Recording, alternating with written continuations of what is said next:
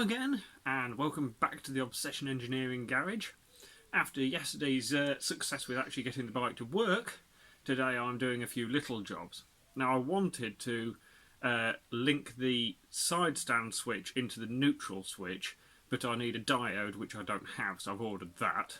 Luckily it is 30 seconds to take the fairings off, so I can always do that again later. So I'm going to put the seat on with some new brake light bulbs in, bleed the clutch up, do a few little sort of tidy up jobs today. This is my bleeding setup. What I've got here is just an old empty bottle, a length of hose, little breather hole so it's not trying to pressurise the bottle, a spanner to undo the bleed nipple, which is just there. The hose wants to be a good fit on the bleed nipple so you don't end up dribbling fluid everywhere. It is the same brake fluid that you'd be using in your brakes. It is the same stuff, it's just hydraulic fluid. And then at this end, obviously I shall be taking the lid off the reservoir, and then when I push that, it pushes the plunger into the master cylinder, which forces the fluid down the line to the slave cylinder, which pushes the clutch push rod. But if I open the bleed nipple up, instead of pushing the push rod across, it pushes the fluid out of the bleed nipple, and so what we're doing is we're just pumping that fluid down the system, out of there, and replacing it with new. Simples. That's its nice new charge of modal fluid. Everything works perfectly. I mean, it worked before, so I'd have done something wrong if it didn't. What I also do when I have a bit of a wipe round with some brake cleaner on a rag, and I even poke a little bit of the rag down the hole in the nipple, just so that there's no sort of fluid kicking around that will leak out later. Before I put the seat unit on, I need to change the back brake light bulbs because the brake lights don't work, and that's probably not ideal. Luckily they're fairly easy to work on the back lights on these. I just take these screws out, take this cover off, and then I can take the bulbs out of the back. As you can see, it's nice easy access to the bulbs, so I've swapped them both already. I shall put the little cover back on, clip the seat back onto the bike, and make sure everything works. Right, brake light test. Back brake. Yep. Front brake. Oh, arse. Right, I'll chase some wiring and see what's not working. A little bit of fiddling and finding a loose wire for the brake light switch, and we now have working brake lights, which is a bit of a bonus. Welcome to the back garden, bathed in sunshine. I've had to take the bike off the paddock stand to torque up the rear wheel nut. More importantly for doing the other side, but I've got that torqued up, the clip in and wire locked in place so it can't come out. Belt and braces. The same on the other side, obviously the spindle, paddock stand bobbin spindle would normally go in here, so I couldn't get the socket on, so that's all tight and wire locked now. And then I'm going to be running the bike again, but I want to test that the fan cuts in. So I've rigged up a test battery to make sure the fan works, but I can't actually do it one-handed, so bear with me. Got the phone actually trapped between my knees now, so I need to connect these two wires together, and then if I press a button,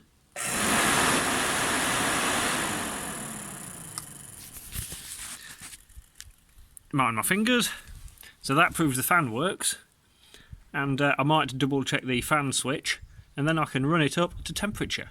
So what we have here is the connection for the fan switch and a piece of wire. All I'm going to do is link the two connections together and make sure the fan comes on, and then that'll prove the fan and the wiring. The only thing I can't test is the switch, which is here in the water manifold, because to do that I'd have to take the switch out, put it in boiling water, make sure it closes. It's a bit of a faff, so what I'm actually just going to do is I'm going to test all the system, the rest of the circuit, and then if that all works I shall warm the bike up and keep a good eye on the temperature, make sure it doesn't boil itself silly. So I will again try and trap my phone between my legs. Never thought I'd be saying that. Connect those together.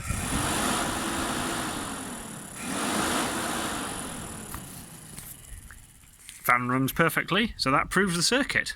So I've got the bike running up to temperature. The fan, not that you can see it probably in the light, but the fan is working correctly.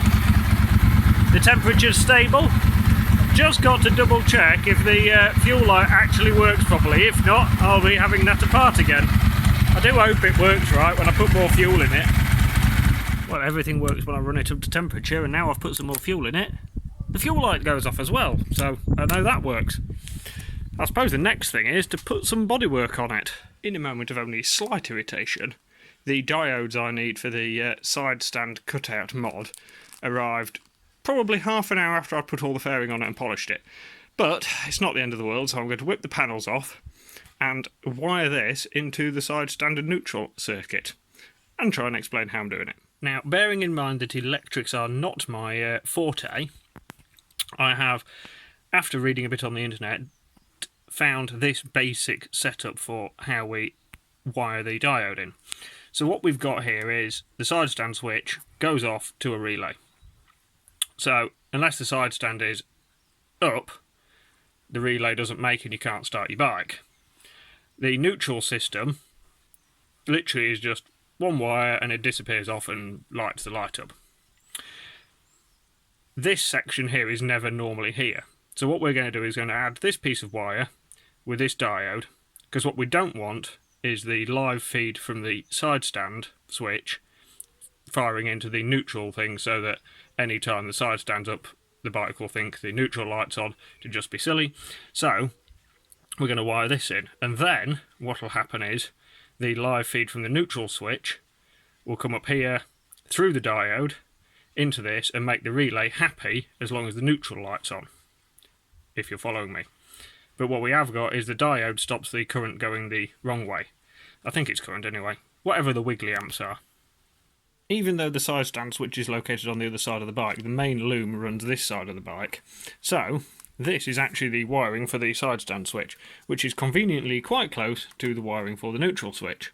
So what I'm going to do now, I'm going to not do it right next to it, I'm going to open up the sheathing, and I need to splice into the grey wire here and add a section of wire and the diode, and then I'm going to heat shrink it all up and tuck it all away once I've tested it to make sure I've got the diode the right way round.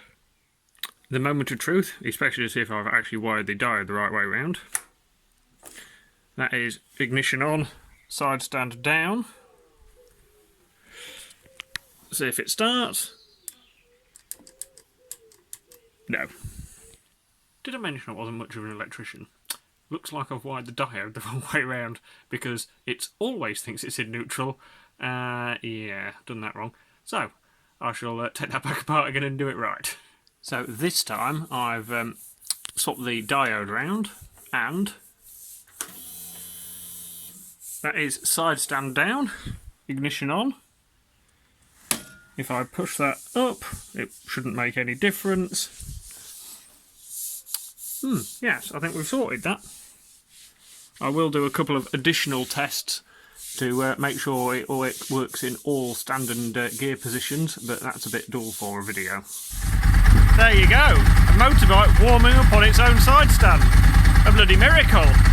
I have also tested that it does actually cut out when it needs to, so that is a lot more convenient. And there we have a complete motorcycle.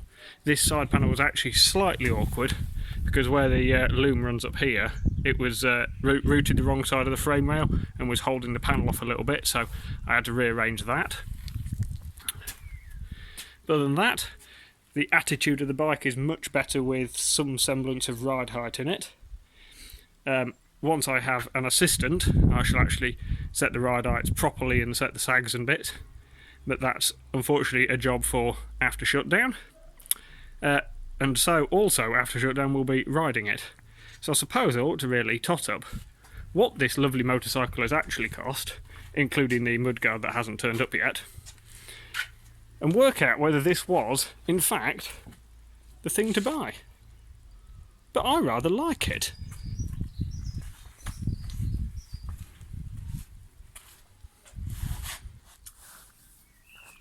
So, being as I've now got to the point where I can't actually do anything else and the bike is realistically ready to ride, I thought I'd better do a little bit of a review.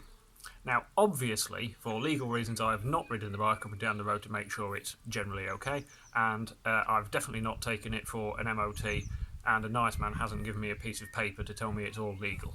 Definitely not. But back to the actual subject of the bike.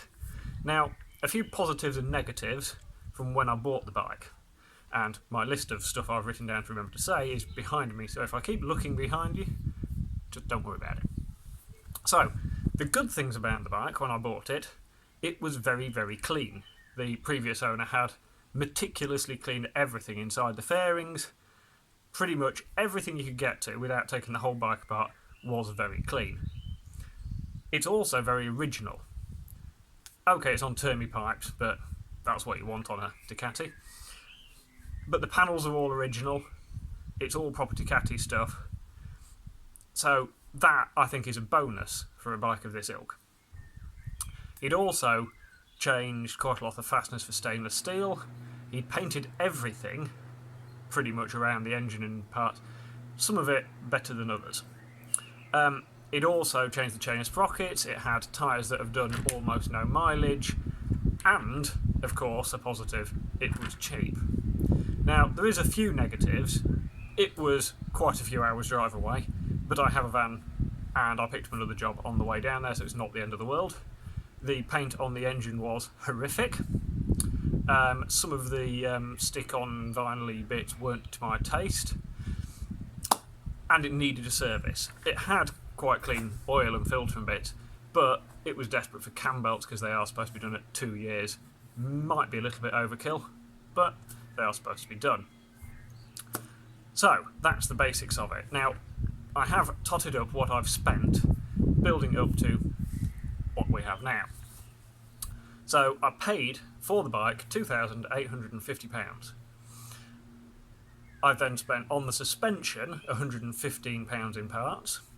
The engine parts, including the powder coating, the cam belts, everything from Ducati, oil, coolant, that sort of stuff, was £396.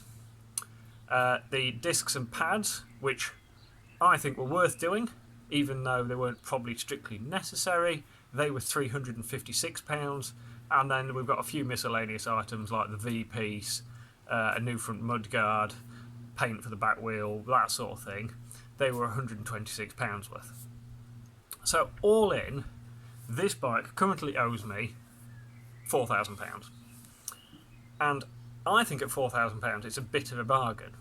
Okay, you can buy something faster, more comfortable, whatever, newer, for less money. But if you want a Ducati, and more importantly if you want a 748 Ducati, you can't buy a bike for less than £4,000, especially not one that's been serviced, has had the suspension refreshed, has had new brakes on it. You just can't do it. The next cheapest one I've found on eBay is £5,000, has similar mileage. What are you going to do? £5,000 for a worn out one. If you want a nice one, you're probably looking at about £7,000. What I haven't included in that is the cost of the labour. Because I can do everything myself, that has saved a small fortune. Realistically, I've forgotten to tot up the hours as I was going along, but we're probably looking at over 30 hours of work, which in most dealerships or whatever would cost you over £1,000 easily enough. So, if you can do the work yourself, buy a cheap Ducati with a service history, or at least some service history. But that's about it for now, really. The disappointing thing really now is the sun's out, the roads are quiet. I would love to go and ride it, because although I've ridden newer, faster, more spectacular bikes, I just want to ride it. I want to experience the noise. I just want to enjoy riding this classic motorcycle. I think it's a lovely thing, especially sat in the sunshine, and actually the luxury of having a bike that isn't a lot of money or absolutely pristine is you're not scared of riding it. You can go out, you can enjoy it. If you get caught in the rain, it's not the end of the world. If it gets a stone chip on it, it's not the end of the world. So yes, I think buying a cheap Ducati was an excellent idea. The big question now is, what project do I do next? Thank you for watching the Cheap Ducati project. If you can like and subscribe, that'd be great, and you'll be kept up to date with what's new in the world of obsession engineering. And if I eventually actually get to ride the bike, I can tell you all about it. Thank you.